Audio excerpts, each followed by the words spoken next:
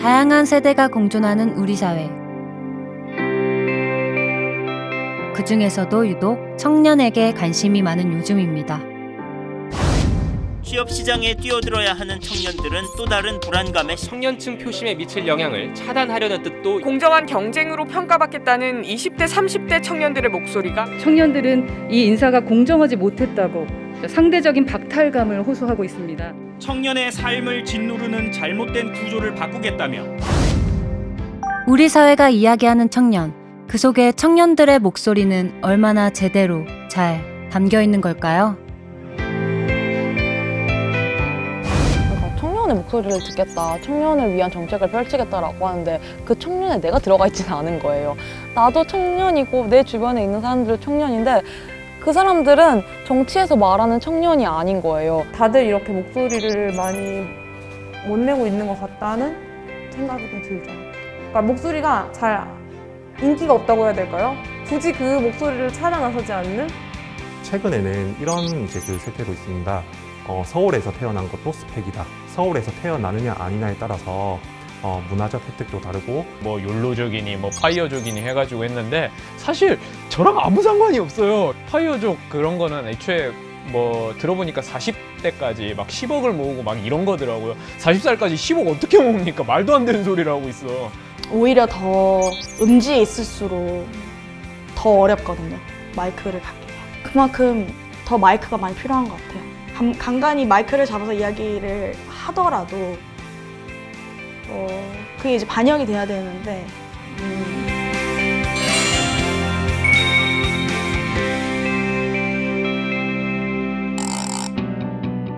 언제부턴가 우리 사회 청년들은 MZ세대로 설명되고 있습니다. 과감한 대출로 부동산, 주식 같은 투자에 적극적인 소비 주체. 윗사람의 눈치를 보지 않으며 자기 주장이 강하고 워라밸을 중요하게 생각하는 개인주의자. 세상 돌아가는 일에 대체로 무관심하지만 공정 이슈에 민감하고 불확실한 미래보다 현재의 만족을 선택한다고.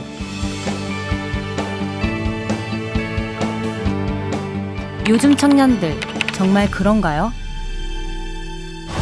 네, 일단 저 같은 경우에는 워라밸이나 그렇게 개인 생활을 많이 중시하는 편은 아니어서 그거 특성은 좀 안 맞는다고 느꼈어요.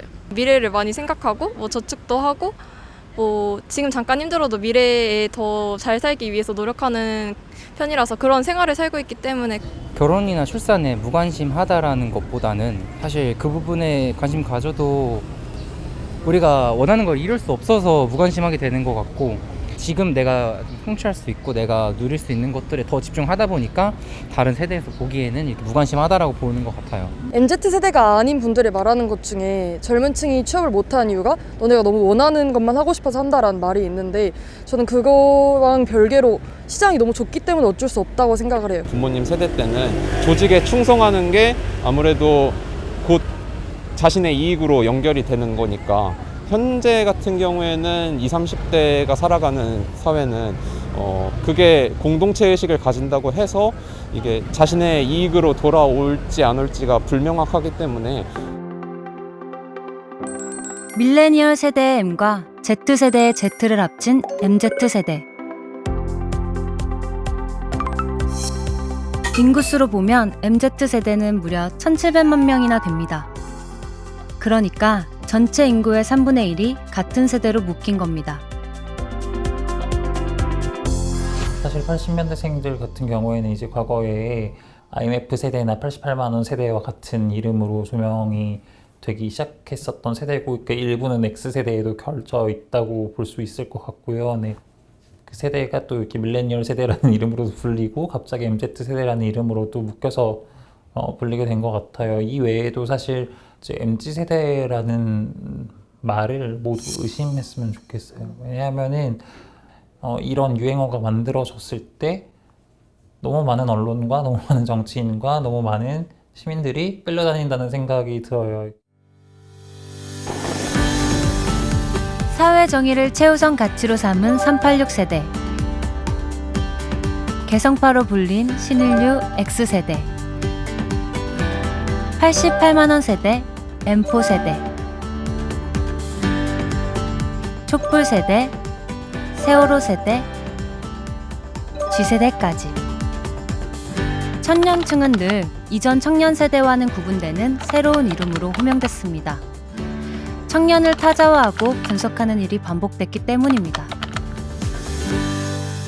청년 세대가 내재적 속성상 이행기적 특성을 가지고 있기 때문에 그래요. 이 이행기 동안에는 사실 모색해 보는 거예요.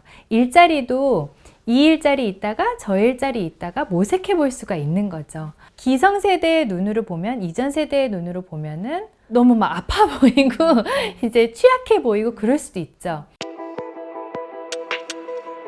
코로나 이후 그렇지 않아도 취약했던 우리 사회 청년층의 기반은 더욱 약화됐습니다.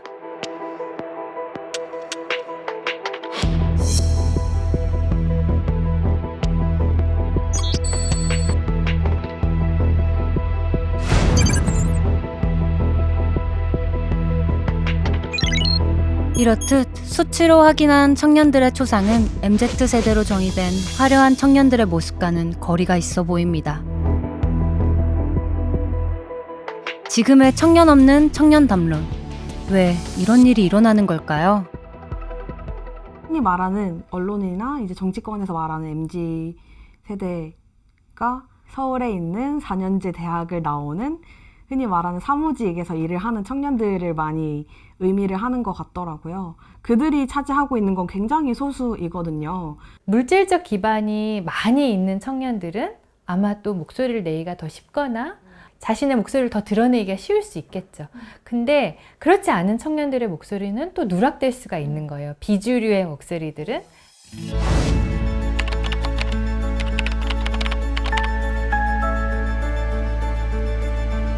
SBS 디포럼은 그동안 들리지 않았던 목소리.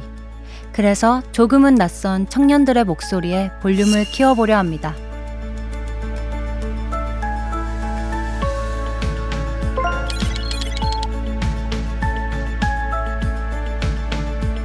도시재생 분야 그리고 문화도시 분야에서 이제 그런 주민 프로그램들을 기획 운영하고 평상시에는 지금 이 공간인 도시인문학 서점을 운영하고 있습니다. 민준 씨는 서점 운영과 함께 비수도권 청년의 목소리를 대변하는 청년 네트워크에서 활동하고 있습니다. 민준 씨가 대구에 정착한 건 5년 전. 짧았던 서울살이를 마친 후였습니다. 물가가 그렇게까지 비쌀 줄은 몰랐었어요. 네, 그 식사비도 너무 비쌌고, 네, 그리고 월세도 너무 비쌌고, 직장을 다니면서도 투잡, 쓰리잡, 호잡까지 하면서 퇴근 후에도 계속 일을 했거든요. 서울에서 생활은 녹록지 않았습니다. 원하는 직장에 취업해 기쁜 것도 잠시, 시간이 갈수록 꿈꾸던 삶과는 멀어졌습니다. 서울에서 태어난 것도 스펙이다.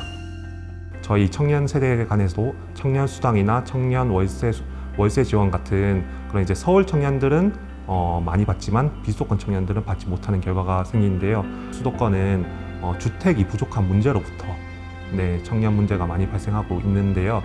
반면에 비수도권 같은 경우에는 오히려 미분양 사태가 일어나는 경우도 있습니다.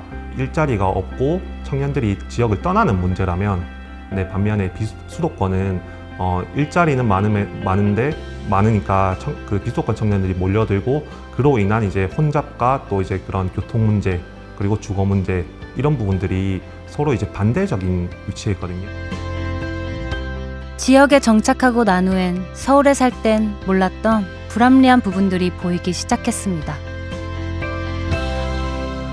비수도권에 살다 보면 그런 이제 정부 기관이나 아니면 또 정부 부처에 목소리를 내는 게 사실 쉽지가 않아요. 1년에 한 번 정도는 한 번에서 2번 정도는 중앙정부에서 이제 지역을 방문하시는 경우도 있는데요. 1년에 한 번 있는 그런 이벤트성으로 하다 보니까 정말 그 촉박한 시간, 제한된 시간 내에 모든 이야기를 하기는 힘든 것 같습니다.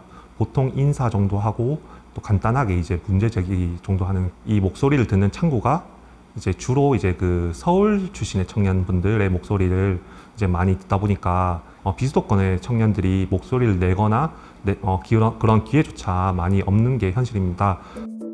비수도권 청년들이 수도권으로 떠나는 이유는 임금 같은 노동 조건 때문입니다. 조사 결과 첫 직장 기준으로 비수도권 대졸자가 수도권으로 이동할 경우 약 10% 임금 상승 효과가 있는 것으로 나타났습니다. 소득이나 또 이제 그 기업의 복지, 사내 문화가 수준이 굉장히 눈높이가 지금 이제 과거에 비해서 많이 높아졌는데 현재 거기에 맞출 수 있는 기업들이 비수도권에 거의 전무하다시피 하다 보니까 이제 그거를 맞추기 위해서는 결국에 수도권으로 갈 수밖에 없는 구조인 것 같고요. 지역별 그런 청년 문제가 굉장히 다양하고 처해 있는 상황이 다릅니다. 예를 들면 이제 대구나 부산, 울산, 광주 같은 대도시들은 이제 도시명 체제이기 때문에 그 산업 구조의 문제, 4차 산업과 관련된 그런 일자리 부분에 대한 이제 문제가 있고 경북, 경남 같은 도단위에서는 농어촌 관련된 그런 산업 부분에 대한 수요나 또 문제가 많이 발생되는데요. 이런 이제 그 정말 지역별로 다양한 그런 이제 목소리 그리고 특성들을 모두 다 담아내기에는 이게 정책의 디테일이 많이 떨어진 것 같아요. 그렇지 않아도 저성장 시대의 지역 불균형 이슈까지 고민하는 요즘의 청년 세대.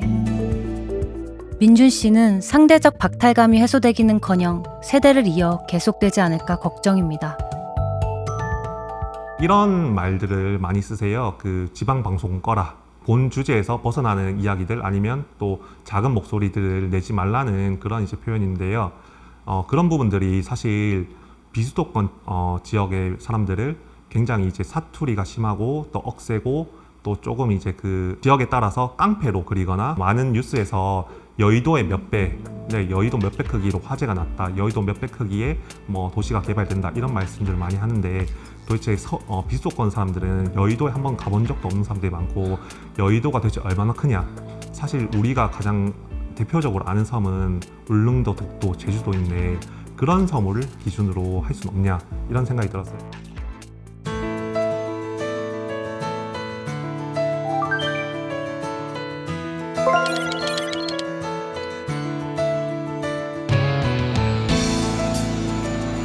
스스로를 셋밥 먹는 청년공이라 부르는 천현우 씨. 현우 씨는 10년 전 출근 첫날부터 큰 부상을 입었습니다. 뜨거운 액체를 발목에 쏟아 가장 심각한 수준인 3도 화상을 입은 겁니다. 중소기업에서 일한다는 것 자체가 함의하고 있는 게 뭐냐면요.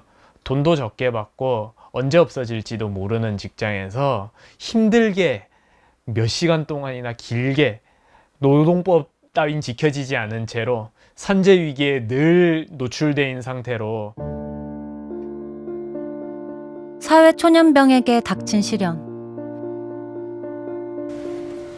치료비는 자비로 충당했고 상처가 채 아물기 전에 다시 일터로 나가야 했습니다. 기본적으로 저임금과 고용 불안과 그리고 그 안에서 벌어지는 그 여러 가지 뭐 갑질, 폭언부터 해가지고 서로 또 노노 갈등도 되게 심각하고요. 뭐 그리고 애초에 몸이 힘든 일이기도 하고 사람들이 꺼리다 보니까 동갑내기 만나기도 좀 어렵다는 이런 문제들도 있고. 첫 직장부터 지금까지 50인 미만 중소기업 10곳을 전전했습니다. 그중 노동자를 위한 직업교육이나 안전교육을 실시한 곳은 단 한 곳도 없었습니다. 이 불쌍하고 못 배운 것들이 참 열심히도 산다. 그러다가 가끔씩 산재당해서 죽고 참 안타까워. 아휴, 이런 느낌이에요. 인간으로서가 아니고. 많은 동료들이 자신처럼 크게 다치거나 좌절하는 모습을 지켜봐야 했습니다.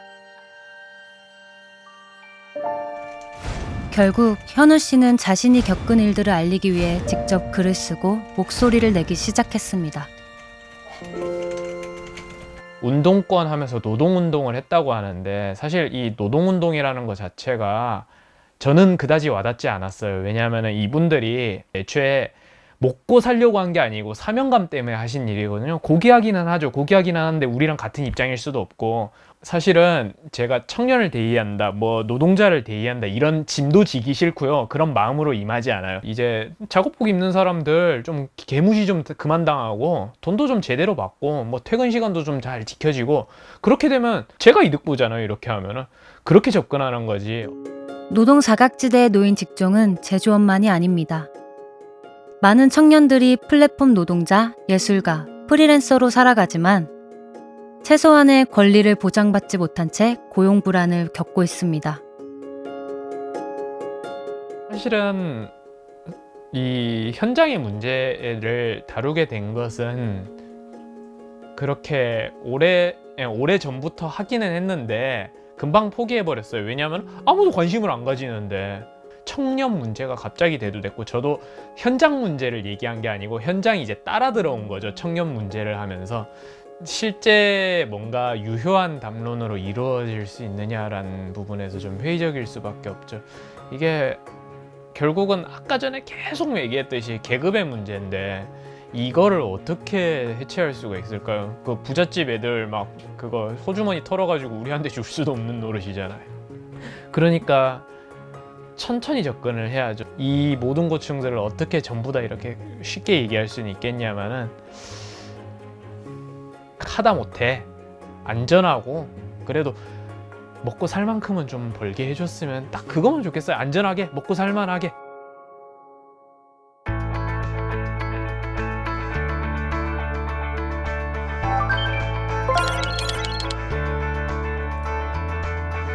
그리고 여기 비슷한 나이대 청년들이 그렇듯 밥벌이, 주거 문제, 연애 같은 고민에 더해 자신만의 고민을 안고 살아가는 청년이 있습니다. 서울대학교 총학생회, 인문대학생회, 그리고 애위원장 김보미입니다. 총학생회장으로 활동하고 있습니다. 보미 씨에게는 남다른 이력이 하나 있습니다. 모교인 서울대 역사상 최초로 커밍아웃을 한 성소수자 총학생회장 출신이라는 점입니다. 그 당시에 정말 불면증이 올 정도로 고민이 많았었고,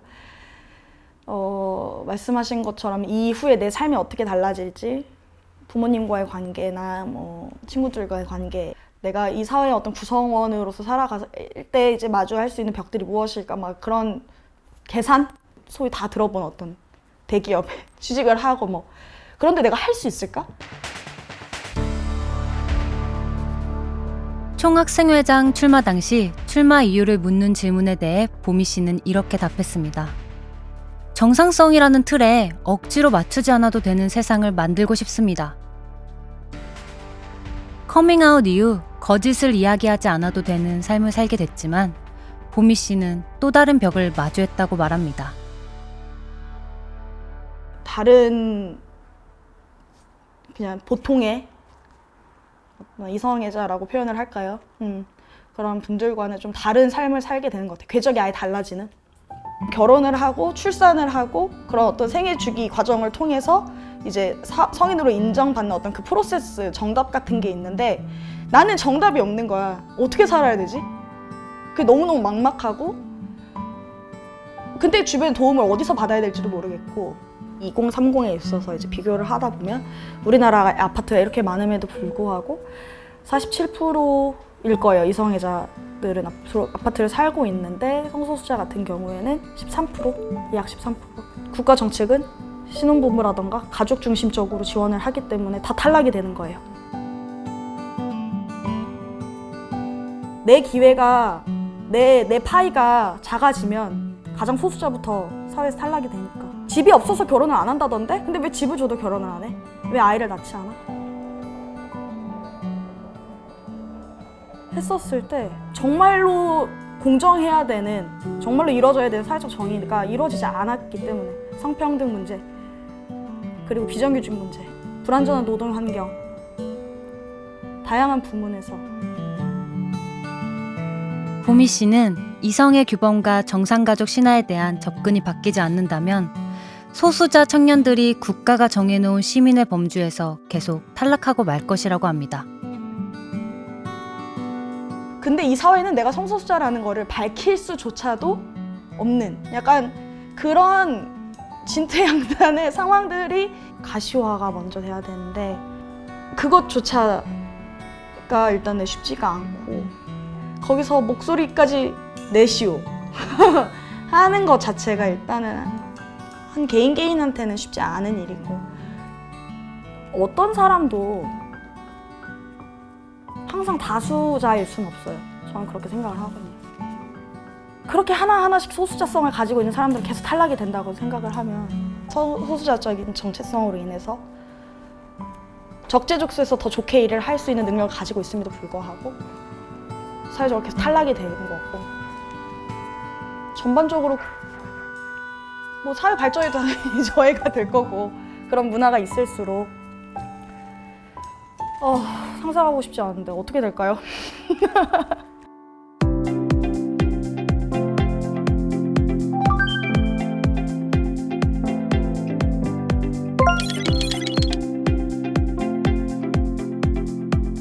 우리 사회의 다양한 청년 구성원 안엔 다문화 청년도 있습니다.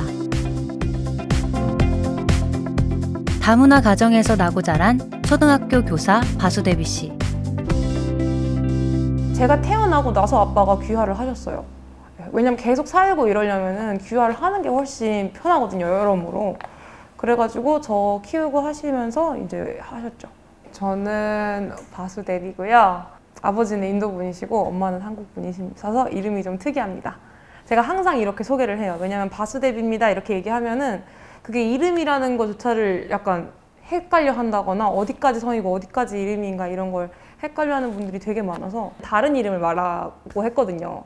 이름을 꺼내면서 불필요한 내가 줄 필요 없는 나의 정보까지 막 많이 줘야 되잖아요. 물어보니까. 바수대비 씨는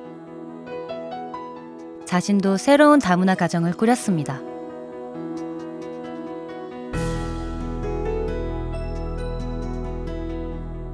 물어보는 질문이 다문화라서 뭐가 힘들었어요? 뭐가 제일 힘들었어요? 이런 걸 자꾸 물어보는데 저는 그럭저럭 잘 살았어요, 무난하게. 저는 이제 어릴 때부터 엄마가 많이 알려줬어요. 설명을 해줘야 된다. 설명을 이렇게 해줘라. 친구들 만나면 이런 거 얘기를 해주셨고 제가 또 같은 동네에서 초등학교, 중학교를 나와가지고 그냥 쭉 그렇게 처음만 그러고 그 이후로는 진짜 별로 불편함 없이 쭉 살았고 저도 그렇고 그런 다른 청년들도 그렇고 제 존재가 다문화라는 거에 이렇게 제일 중요한 건 아니거든요. 되게 여러 가지 배경 중에 딱 한 조각인 건데 이거에 집중이 확 쏠려버리는 게 싫어서 이거를 그냥 가려버리고 굳이 언급하지 않는 경우가 좀 많은 것 같아요.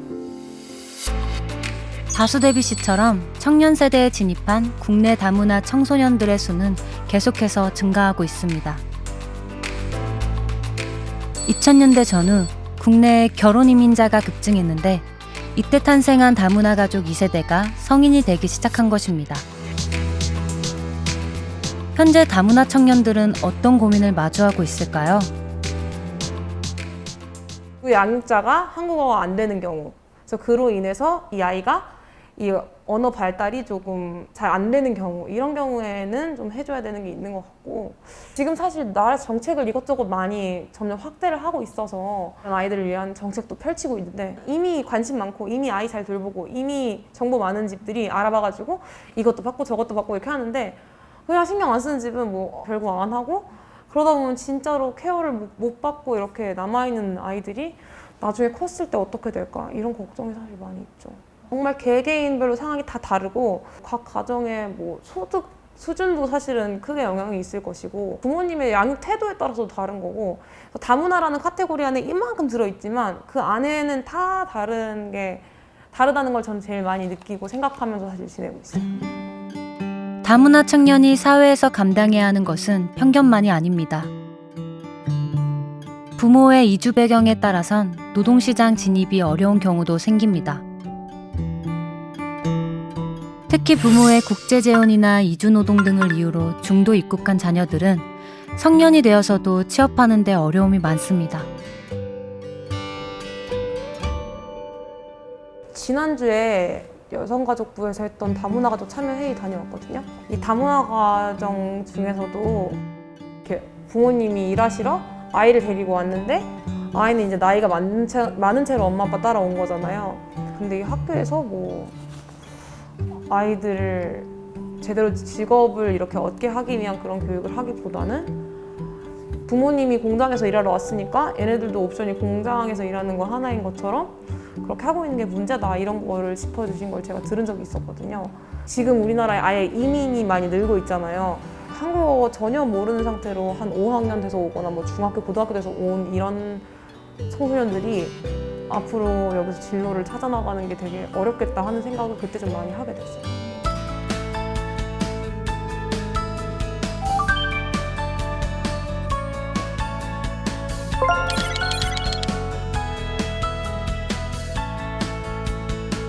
청년의 고민은 스스로에 대한 것뿐 아니라 세상을 향해 있기도 합니다. 10대 학창시절부터 사람들에게 기후위기의 심각성을 알리고자 온 힘을 실어온 청년. 대학생 활동가 김석영 씨의 이야기를 들어보겠습니다. 정의로운 전환, 기후 정의를 외친다면 정말로 멈추어야 합니다. 우리의 삶이 쓰러지지 않도록, 우리의 목소리가 무시되지 않도록, 우리의 안전한 삶이 지속될 수 있도록 석탄 발전소는 꺼져야 합니다. 사회적 권력이 없더라도, 당연하게 배제되는 존재더라도 우리는 지금 이 세상을 살아가는 사람입니다. 요즘 석영 씨가 열중하고 있는 일은 스웨덴의 청소년 환경운동가 그레타 툰베리가 시작한 기후위기 대응 결석 시위를 국내에 확산하는 것입니다. 쉼없이 달려왔지만 석영 씨는 늘 조급합니다. 이제 정말 시간이 얼마 남지 않았기 때문입니다. 저희는 뭔가 그렇게 시위를 하고 나면 세상이 막 뒤집어지고 기후 문제가 갑자기 뿅 하고 해결될 줄 알았는데 안 되더라고요. 아무것도 안 바뀌더라고요. 시간이 진짜 너무 없거든요. 진짜 코앞에 다가왔는데 제가 처음에 그 활동을 시작할 때 10년이 남았었거든요. 근데 제가 활동을 하다 보니까 어느 순간 정신 차려보니까 지금 6년이 남았대요. 환경부, 교육부, 교육청, 청와대 비서관까지 다양한 정부 관계자들을 만났지만 비슷한 이야기가 반복됐고 변화는 더뎠습니다. 그래, 응원한다, 축하한다, 약간 이런 느낌인 거죠. 미래가 너무 밝습니다. 앞으로 더 열심히 활동을 하시면은 우리나라도 바뀔 수 있을 겁니다. 박수 치고 피켓 들고 뒤에 가만히 있고 사진 찍고 사진 찍으면서 악수하면서 웃고 그런 것까지만 바라는 거예요. 우리가 말하는 위기란 게 실제로 벌어진 그 위기를 대응하는 데 있어서 인식한 사람들이 목소리를 내지 못하는 게 우리가 직면한 위기의 그 본질이구나 라는 걸 뭔가 깨닫기 시작하면서 그냥 나는 지금 당장 문제를 인식한 현재의 당사자이고 그러니까 당사자로서 주체로서 존재를 하고 싶다 라고 말을 하는데 청년의 목소리를 듣겠다, 청년을 위한 정책을 펼치겠다라고 하는데 그 청년에 내가 들어가 있지는 않은 거예요. 청년들은 이처럼 저마다 다른 상황에서 다른 고민을 마주하며 살아갑니다. 사회가 이들을 하나의 이름으로 호명하며 세대 내 동질성을 강조하는 순간 수많은 개별의 존재들은 사라지고 맙니다. 이런 목소리들이 환류되게 해야 되는 거죠. 환류되게 하려면 일단 들려야 돼요. 근데 들리기가 어려운 구조가 일단 소수화되고 있고 이 목소리들은 어떻게 환류시킬 것인가, 이런 게 이제 과제인 것 같아요. 네. 대변되지 않았던 소수자들의 목소리도 이렇게 있다. 이것도 청년의 모습 중 하나다라는 거를 드러내는 것 자체가 중요하지 않을까 싶어요. 요런 걸 지적해서 요게 이제 다양한 목소리가 어떻게 같이 갈 수 있는가.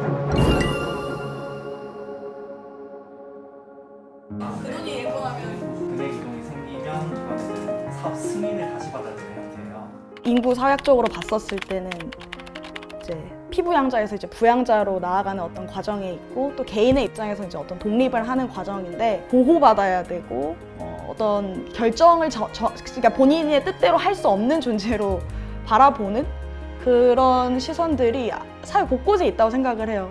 너희들은 그런 문제만 있지 내가 해줄게, 도와줄게 라고 하는 거죠. 그러니까 변화의 대상이, 그러니까 주체가 되어야 되는데 변화의 대상으로만 바라보니까 뭐가 필요한지를 듣질 않는 거죠. 청년의 목소리가 세상에 존재하지 않는 목소리인 거예요.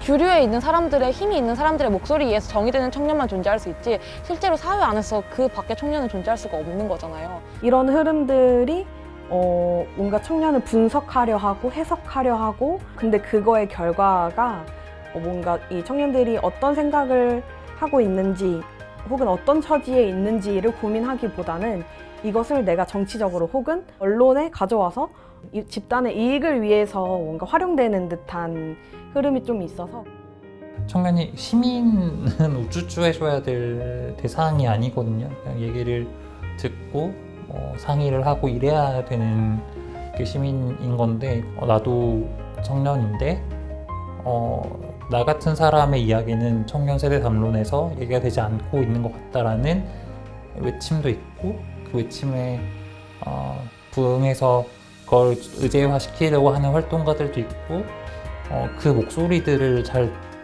길어 올리는 것만으로도 예를 들면 우리가 어떤 청년을 더 주목해야 되느냐 이런 부분에 대해서 정말 끝없이 많은 목록들을 만들 수 있을 것 같아요. 네. 청년이랑 문제를 우리가 계속 들여봐야 한다면 그건 왜라고 생각하세요? 미래 가치니까요. 아주 간단하죠, 이거는. 문제가 골마갈 때쯤 청년들이 스스로 움직이기 시작했습니다. 같은 문제의식을 가진 청년끼리 연대하고 직접 목소리를 낼 수 있는 통로를 마련한 것입니다. 많은 청년들의 이야기를 듣는 게 필요한데 그것을 공감하는 데 있어서 윗세대가 잘 이해할 수 있을까? 공감할 수 있을까? 당장에 저도 엄마한테 나 뭐 일터에서 이런 일 있었고 뭐 직장에서 이런 일 있었어 라고 이야기하기 굉장히 어려운데 사회에 이런 문제가 있다라는 것을 알게 되면서 이런 문제를 해결할 수 있다라고 인식을 할 수 있게 되니까 조금 더 희망 혹은 발전적인 생각을 할 수 있는 거죠. 청년 활동가들이 직접 청년 당사자들의 이야기를 듣고 정책에 반영할 수 있도록 역할을 하는 경우도 많아지고 있습니다. 이 세대는 그야말로 정말 다양한 자아실현의 욕구, 다양한 모습으로 살고 있는다는 것 자체가 그동안의 세대론에서 보여진 것과 조금 다른 것이 아닌가 하는 생각이 들어요. 특정한 이념을 조금 초월해서 다른 방식의 공론화, 다른 방식의 네트워크, 다른 방식의 목소리 내기가 만들어지고 있는 것 같아요. 요거가 이제 구체적으로 정책에 닿아가서 정책 형성에 영향을 미치고 정책에 환류되는 것까지 해내는 게 우리가 이제 다음 장 같아요. 청년은 언제나 변화와 새로움의 상징이었습니다. 구시대적인 것을 타파하고 사회의 발전을 이끌 미래자원으로 그려져 왔습니다. 그렇게 청년들이 우리 사회에 순기능 해주기를 기대하는 동안 정작 그들이 맞닥뜨린 현실은 외면해온 것 아닐까요? SBS 디포럼이 관심을 갖고 만난 청년들, 그들이 처한 현실은 몇 개의 특징으로 간추려질 만큼 단순하지도 일반적이지도 않았습니다. 저는 청년입니다. 저는 청년입니다. 저는 청년입니다. 청년을 아세요? 저는 왜 빼고 얘기하세요? 다양한 청년의 목소리가 담긴 청년 스스로가 만들어내고 있는 진정한 청년 담론. 세대는 시대의 초상으로 그 모습은 한 가지가 아님을 깨닫고 다양한 청년들의 소리와 그들이 마주한 현실에 더 큰 관심을 갖는 사회.